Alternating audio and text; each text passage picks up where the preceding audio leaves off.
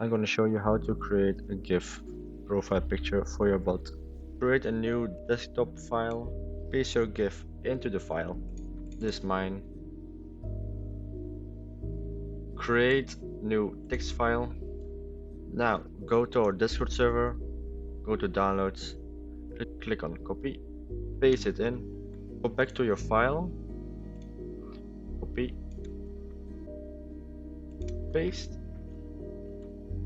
Don't forget here slash and rename recap to avatar.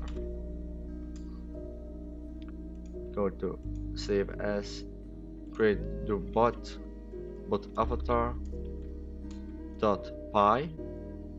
Every documents, go open the file.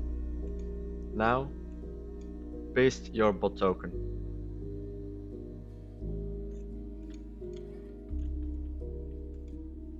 Enter. Your icon will be changed to Ronaldo.